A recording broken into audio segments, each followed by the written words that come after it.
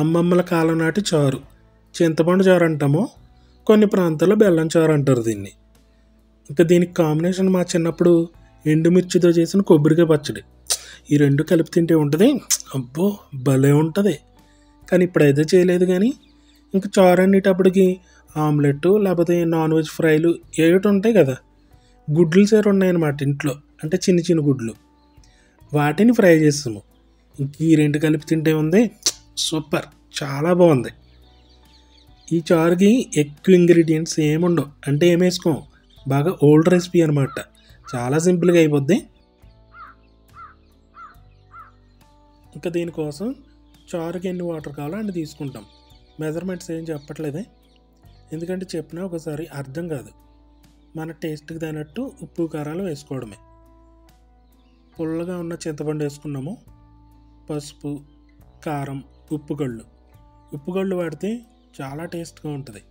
కరివేపాకు తాలింపులో వేసుకుంటాము, ఇప్పుడు ముందు కూడా వేసుకుంటాము, దీనివల్ల మంచి సువాసన ఉంటుంది. బెల్లం దీని తర్వాత వేసుకోవాలి.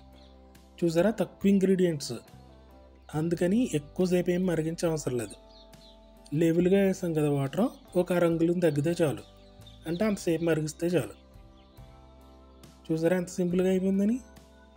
ఇందులో పచ్చిమిర్చి, ఉల్లిపాయలు ఏమీ వేసుకోకూడదు, టేస్ట్ మారిపోద్ది. వేరుశనగకాయలు వేసుకున్నాము తాలింపుకి, అందులో మెంతులు, ఆవాలు, జీలకర్ర, ఎండుమిర్చి, వెల్లుల్లిపాయ, కరివేపాకు, ఇవన్నీ బాగా బ్రౌన్ కలర్ వచ్చి మంచి గలగలలాడేదాకా ఫ్రై చేసుకోవాలి.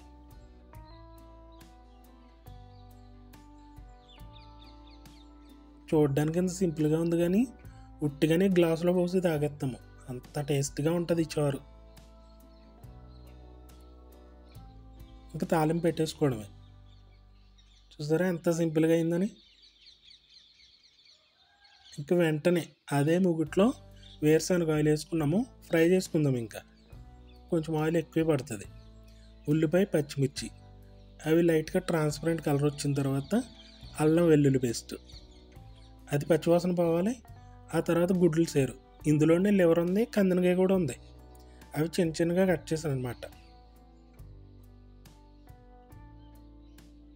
వెంటనే తిప్పకూడదే, గుడ్లు చిదిగిపోతాయి, అందుకని ఒక పావు గంట సేపు అలా వదిలేయాలి వాటిని, అప్పుడు గట్టిగా బిగిసిపోతాయి, అప్పుడు తిప్పొచ్చు.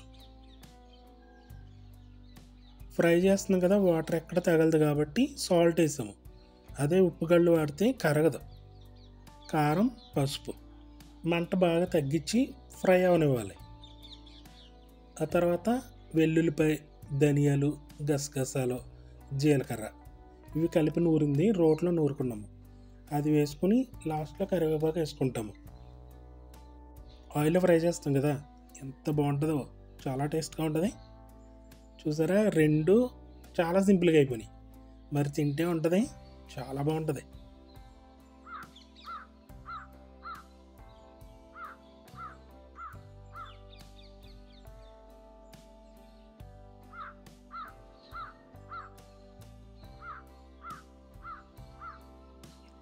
టేస్ట్ అయితే అద్భుతంగా ఉందన్నమాట. పాతకాలం రెసిపీలు ఎలా ఉంటాయంటే చూడడానికి చాలా సింపుల్గా ఉంటాయి, టేస్ట్ మాత్రం మహా అద్భుతంగా ఉంటుంది. కాంబినేషన్ అయితే అదిరిపోయింది. అలాగే కొబ్బరికాయ పచ్చడితో చేసేది తర్వాత చూపిస్తా. ఇంక ఛానల్ విజిట్ చేయండి, ఓల్డ్ అండ్ రెసిపీస్ ఉంటాయి. ఇంకా పాతకాలం వంటలే కాదు, కొత్తవి కూడా చేస్తాను. సబ్స్క్రైబ్ చేసుకుని బెల్ బటన్ నొక్కారంటే నోటిఫికేషన్స్ వస్తాయి. లైక్ చేయండి, షేర్ కూడా చేయండి.